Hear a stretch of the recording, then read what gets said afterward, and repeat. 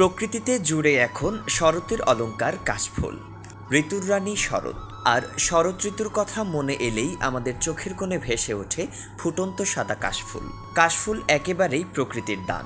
ইদানিং কয়েকটি এলাকা ছাড়া এর নেই কোনো চাষবাস, নেই কোনো যত্ন আত্মি। নদীর ধার কিংবা বিস্তীর্ণ বালুর চরে বড্ড অবহেলায় ফুটে থাকে কাশফুল। কাশফুল যখন এদিক ওদিক মাথা নাড়ায় তখন মুগ্ধ না হয়ে উপায় নেই।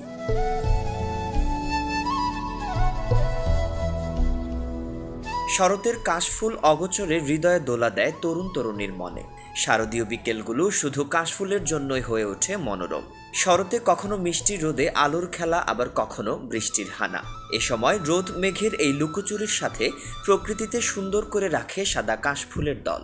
কাশবনের উপকারের সীমা কেবল ঘরের চালা বা সবজি বাগানের বেড়া হিসেবে নয়, কাশফুলের আয়ুর্বেদিক গুণও আছে। মাটিধস রোধ করতেও এটি চাষ করা হয়। সব মিলিয়ে কাশফুল কেবল শরতের মুগ্ধতার প্রতীকী নয়, আমাদের জীবনযাত্রার সঙ্গেও জড়িয়ে আছে কাশের জীবন।